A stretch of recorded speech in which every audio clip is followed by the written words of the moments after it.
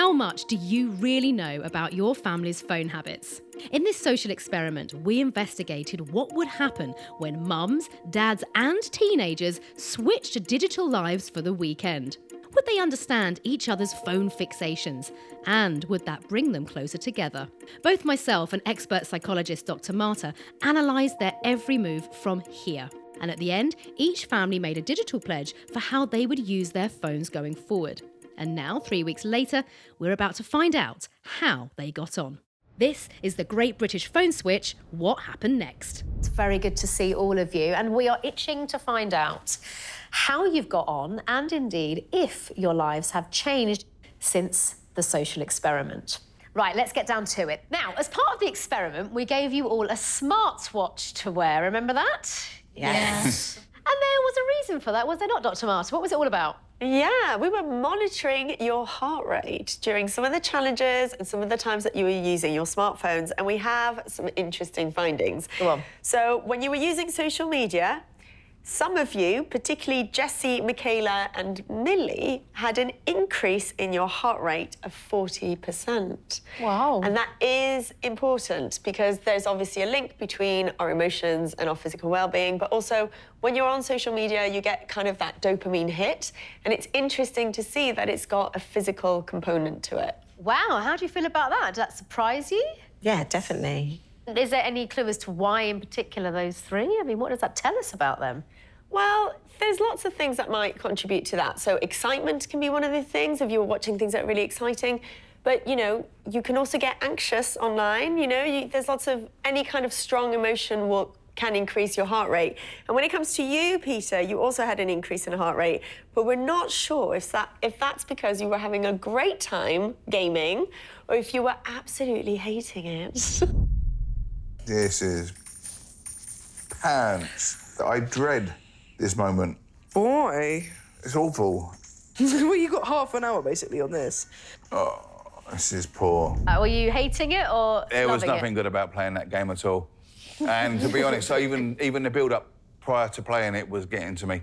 And it was a point of, if this comes on again, I have to play that game. It's just, I had enough. It raises your cortisol levels and it puts you in that kind of fight or flight mode. And I think that high stress mode is not a good place to have your body in for a long period of time. So it's something to think about, that when you're online, especially if you're on gaming apps, etc., you might need, when you come off them, to take a pause and to get your body kind of reset before you enter the real world or switch to another task. Can anyone else relate to those feelings of stress? Yeah, I definitely can. Yeah? Trying to navigate Marley's Snapchat and TikTok and figure out how to use those. I felt stressed. I felt that it was a lot, especially because I don't use it all the time.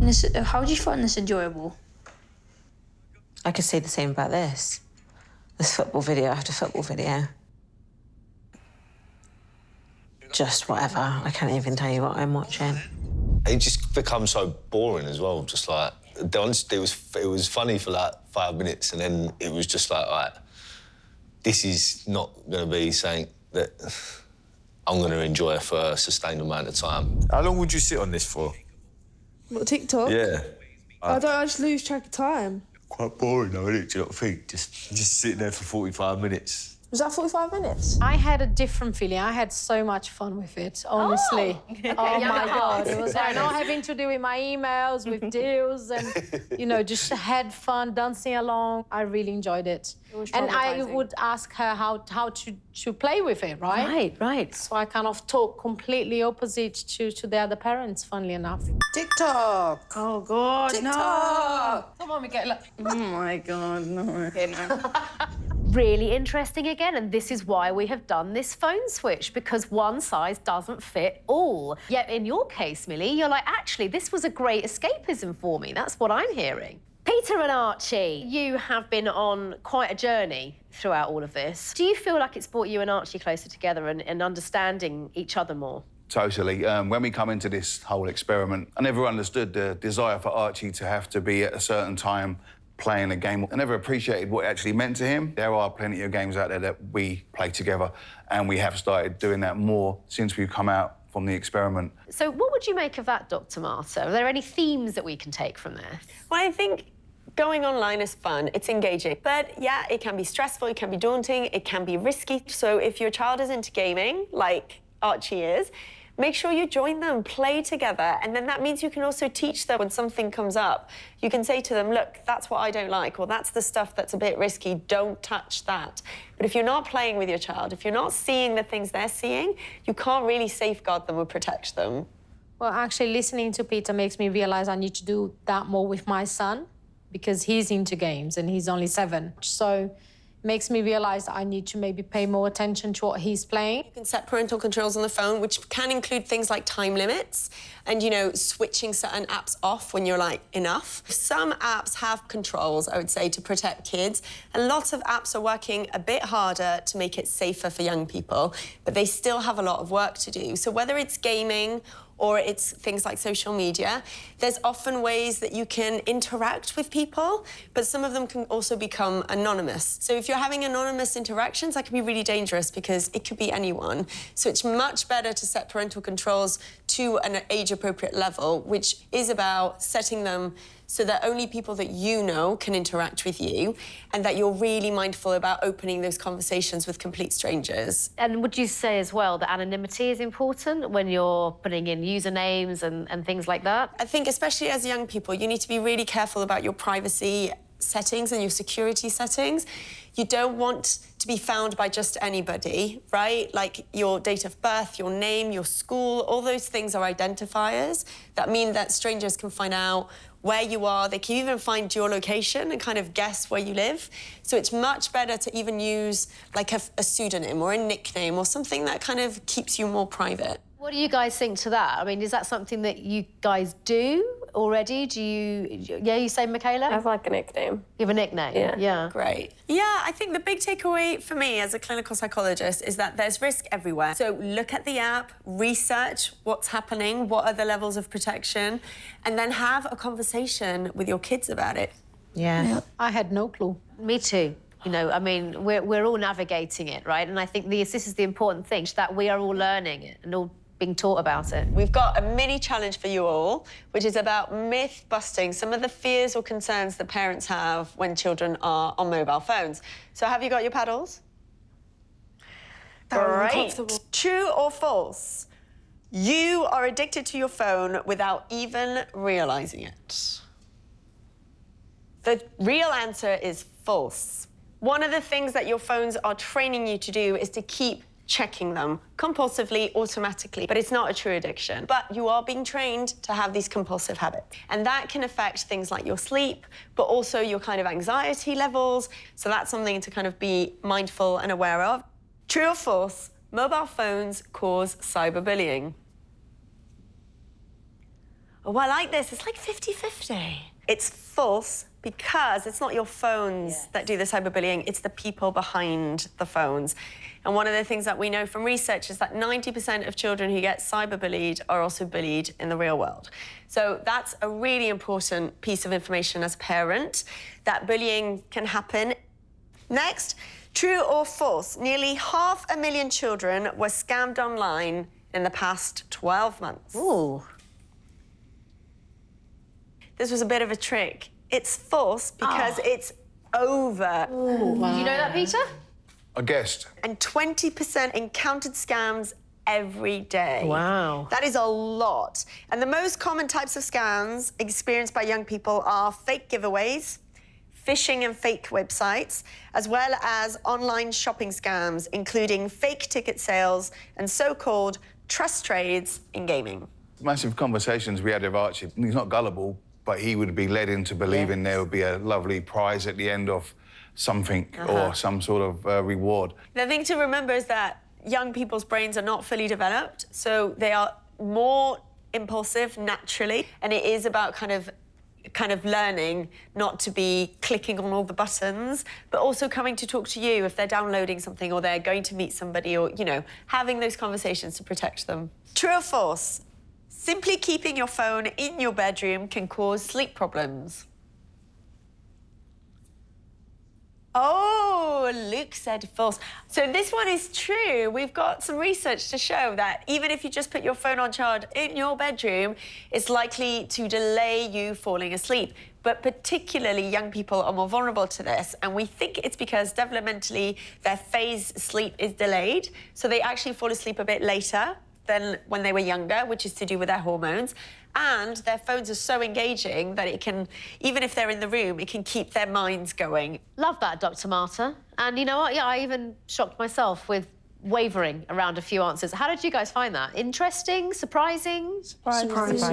Surprising. If you've got the knowledge, then you can make the right decisions for you and your family. If you don't, then you're blind to some of these kind of traps that you might fall into. The family pledges that you all made, we're desperate to know how they went down. Luke and Isla, talk us through it. Yeah, we agreed to be more open with the content and things that they're seeing online, because there was good and bad things that came out from the experience. Right, now I can save it and put it into TikTok and add music. Have you done it already? Yeah. No way. Well, you done it that quickly? You're just putting things together. Stop it.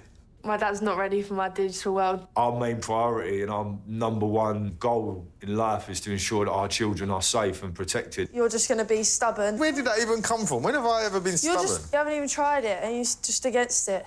That's why I get so upset with the social media side of it. I've learned that there's quite a lot of positive stuff online.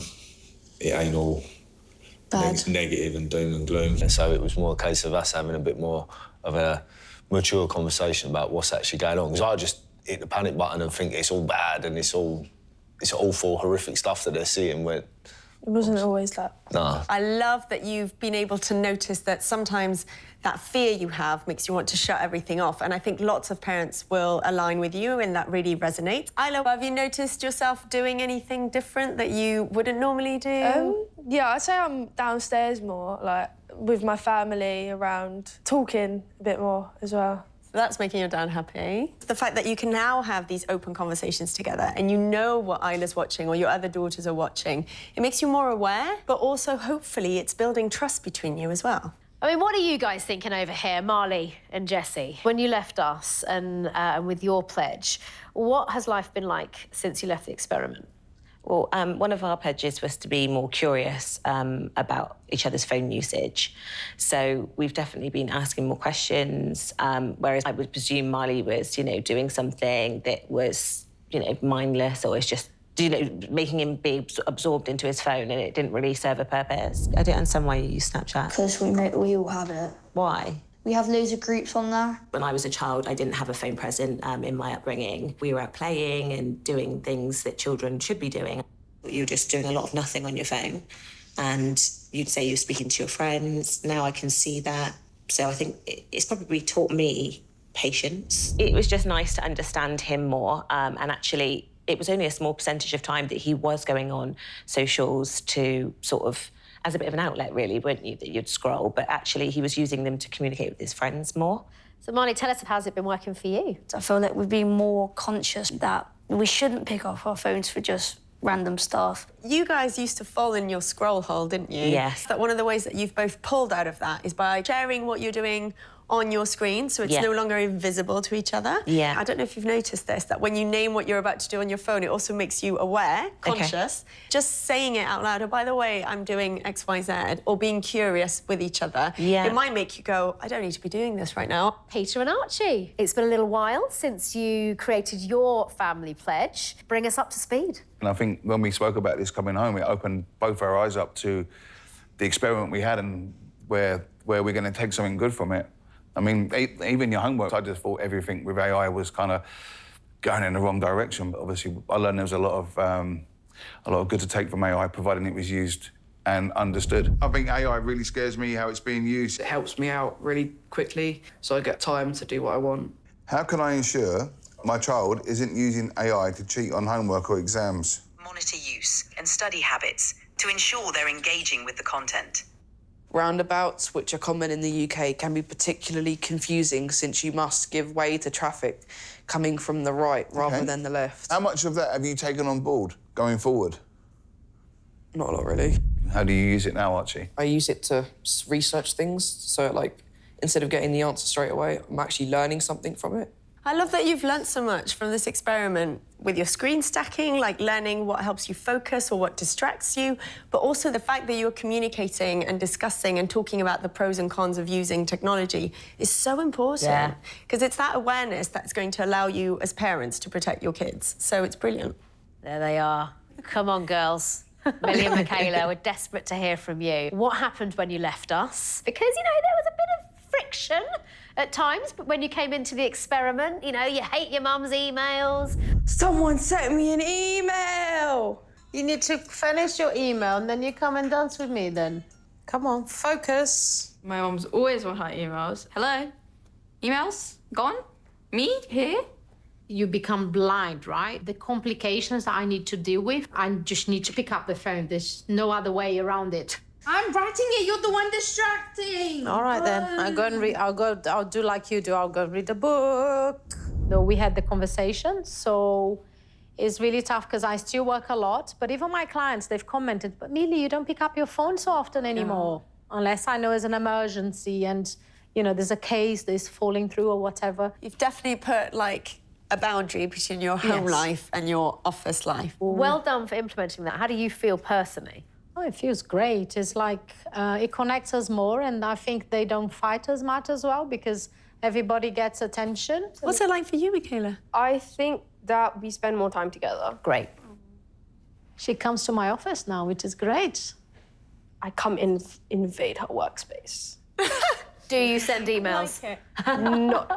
So I've refused. But would you say, from your perspective, because I think probably more than anybody, we felt, you know, a particular kind of gripe with you around that. Would you say things have improved since doing the experiment? I think they have, yeah. It makes me a bit emotional because I realized that I have been very bad at actually managing my habits, and so has my husband, and I think we need to definitely reflect on that when we get home. I mean, it's amazing. That's powerful. From just a couple of days of going through the experiment, we can see already the positive change. Absolutely. And it really does start with you guys. So honestly, huge credit to all of you for embracing it. And that's how you break bad habits as well. And then once they stick, you can make them grow. But it doesn't have to be very much, like you're all showing us. Tiny little change is enough. We would just like to say thank you for joining us and taking part in the Great British Phone Switch. Have you enjoyed it? Definitely. You've all learnt a lot? Yeah. Biggest question, do you still love each other? Yes. Listen, you've all been amazing these last couple of weeks, so thank you so much for delving into each other's digital lives, for taking yourselves out of your comfort zones. It is not easy, but you've all done really, really well, so thank you, and we wish you all the very best for the future. Thank you so much. If what we've been talking about has really resonated with you and you are concerned about your child's digital life, then the biggest guidance we can give you is to stay open and keep talking.